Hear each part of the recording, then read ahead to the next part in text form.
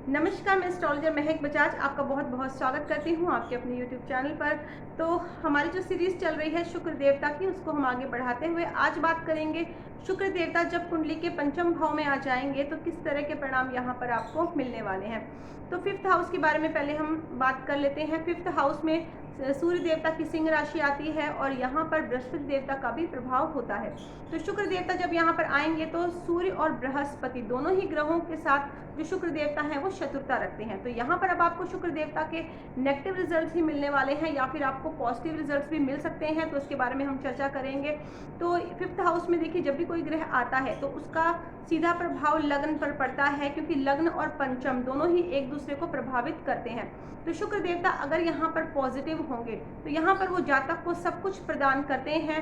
जातक को धन दौलत ऐश्वर्य ऐशो आराम मान सम्मान प्रतिष्ठा संतान सुख सब कुछ मिलता है यहाँ पर। और अगर ऐसे जो जातक होते हैं वो देखने में बहुत ज़्यादा अट्रैक्टिव होते हैं, सुंदर होते हैं, ऐसा जो शुक्र है वो जातक को एक बहुत ही अच्छा एक्टर बनाता है। और ऐसे लोग जो होते हैं वो अपनी उम्र से कम के नज़र आते हैं, क्योंकि फिफ्थ हाउस जो होता है, ये फिफ्थ हाउस जो है ये आपकी संतान का है, आपके मान सम्मान का है, प्रतिष्ठा का है। फिफ्थ हाउस जो है ये आपके प्रेम संबंधों का होता है, ये आध्यात्मिक ज्ञान का भी होता है। और फिफ्थ हाउस जो होता है क्रिएटिविटी का भी होता है, एक्टिंग, डांसिंग, या फिर आप किसी स्पोर्ट्स में अगर जाना चाहते हैं, किसी भी तरह का कंपटीशन होता है उसको भी हम फिफ्थ हाउस से देखते हैं, तो उसमें आपको सक्सेस मिलेगी या नहीं उसके लिए भी हम फिफ्थ हाउस को देखते हैं। तो यहाँ पर अब शुक्र पॉजिटिव होगा तो आपको सब कुछ प्रदान करेगा। और जातक के विवाह के 5 साल के बाद उसको अपने जीवन काल में बहुत ज़्यादा तरक्की मिलती है।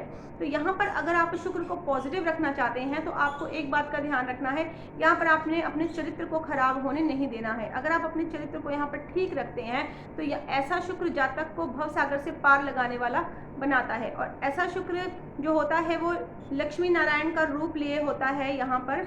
और ऐसे जो जातक होते हैं वो अपनी लाइफ में बहुत ज़्यादा इनको प्रसिद्धि मिलती है, बहुत ज़्यादा नेम और फेम मिलता है, इनको काफ़ी सम्मान मिलता है। और जो इनका जो ज्ञान होता है वही इनकी प्रसिद्धि का कारण बनता है। और ऐसा तब होता है जब आपकी जो वाइफ है आपको सपोर्ट करती हैं, जब तक आपकी वाइफ आपके साथ होंगी। और अगर आपने अपने शुक्र को यहाँ पर ख़राब कर लिया, नेगेटिव कर लिया, फिर यहाँ पर आपको शुक्र के इतने अच्छे परिणाम प्राप्त नहीं हो पाएंगे। और अगर यहाँ पर शुक्र फिफ्थ हाउस में है और ऐसे में सूर्य देवता जो है वो फर्स्ट हाउस में आ जाते हैं, और यहाँ पर अगर बृहस्पति देवता 9th हाउस में आ जाते हैं और शुक्र फिफ्थ के टाइम पर अगर मंगल देवता 3rd हाउस में आ जाते हैं, तो फिर ऐसा जो शुक्र है वो आपको बहुत ही पॉजिटिव रिजल्ट्स देता है। अपने जीवन काल में धन संपत्ति जो है वो टाइम के हिसाब से, मतलब समय के अनुसार ये बढ़ती जाती है। आपके जीवन काल में आपको सब कुछ प्राप्त होता है। और अगर कुंडली में शुक्र फिफ्थ के टाइम पर बुध और शनि की स्थिति भी अच्छी है तो फिर यहाँ पर ऐसा जो शुक्र है वो जातक को एक नेक स्वभाव का बनाता है, और जातक जो है वो अपने जीवन में बहुत ज़्यादा तरक्की करता है, उसको जीवन में अपने सब कुछ प्राप्त होता है और अपनी वाइफ का उसको सपोर्ट भी मिलता है। अब हम बात करेंगे यहाँ पर किन कंडीशंस में जो शुक्र है वो नेगेटिव हो जाता है। तो यहाँ पर अगर शुक्र देखिए फिफ्थ हाउस में है, फिफ्थ हाउस जो होता है प्रेम संबंधों का भी होता है। तो यहाँ पर अब आपने इस एक बात का ध्यान रखना है कि आपने किसी भी गलत प्रेम संबंधों में नहीं पड़ना है। यहाँ पर आपने लव मैरिज भी नहीं करवानी है अगर आपका शुक्र पंचम भाव में है। अगर आप अपने माता पिता की मर्जी से शादी करवाते हैं तो फिर आपकी जो मैरिड लाइफ है बहुत अच्छी होती है, आगे जाकर आपको कोई भी प्रॉब्लम नहीं होती है। अगर आप यहाँ पर लव मैरिज करवा लेते हैं फिर शुक्र जो है यहाँ पर वो नेगेटिव हो जाएगा।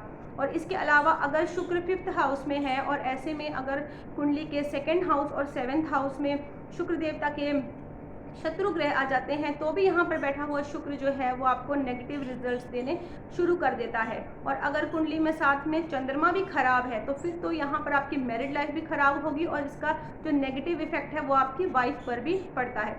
तो यहाँ पर हम बात करेंगे शुक्र देवता की दृष्टि की। शुक्र देवता अब फिफ्थ हाउस में होंगे तो इनकी जो दृष्टि है वो पड़ेगी 11th हाउस में। 11th हाउस जो होता है आपके प्रॉफिट का है, गेन का है, आपकी इनकम का है। अगर आप यहाँ पर शुक्र से रिलेटेड कोई काम करते हैं, एक्टिंग, डांसिंग या किसी भी स्पोर्ट्स में अगर आप जाते हैं या किसी भी आर्ट से रिलेटेड अगर आप कोई भी काम करते हैं तो वहाँ से आपको अच्छी इनकम मिलती है और आपको यहाँ पे काफ़ी ज़्यादा नेम, फेम सब कुछ यहाँ पर आपको शुक्र देवता प्रदान करते हैं। अब हम बात करेंगे यहाँ पर प्रिकॉशंस और रेमेडीज़ की। तो प्रिकॉशंस के लिए यहाँ पर हम सबसे पहले कहें कि आपको अपने चरित्र को यहाँ पर ठीक रखना है। देखिए 5th हाउस में सबसे ज़्यादा प्रभाव जो है वो सूर्य देवता का होता है। यहाँ पर सूर्य का घर होता है, तो यहाँ पर आपने सूर्य को बहुत ही अच्छा रखना है, आपने अपनी रूटीन को अच्छा रखना है। सूर्य जो होता है मान सम्मान का कारक है, आपकी रेपुटेशन जो होती है उसको हम सूर्य देवता से देखते हैं, तो आपने अपनी रेपुटेशन को ख़राब होने नहीं देना है। इसके अलावा आप गाय को चारा खिलाएं, गाय को जो हरा चारा होता है अगर आप वो खिलाते हैं तो भी यहाँ पर आप अपने शुक्र को पॉजिटिव करते हैं। और इसके अलावा आप दही से भी स्नान कर सकते हैं। तो इस तरह के उपाय करके आप यहाँ पर अपने शुक्र को पॉजिटिव कर सकते हैं। तो जानकारी अच्छी लगी है, आप इसको शेयर करें, वीडियो को लाइक करें और मेरे चैनल को सब्सक्राइब ज़रूर करें ताकि अपकमिंग वीडियोस का आपको नोटिफिकेशन टाइम टू टाइम मिलता रहे। तो और अगर आप मुझसे कंसल्ट करना चाहते हैं तो नीचे डिस्क्रिप्शन पे मेरा व्हाट्सएप नंबर है, आप मुझे व्हाट्सएप और कॉल कर सकते हैं।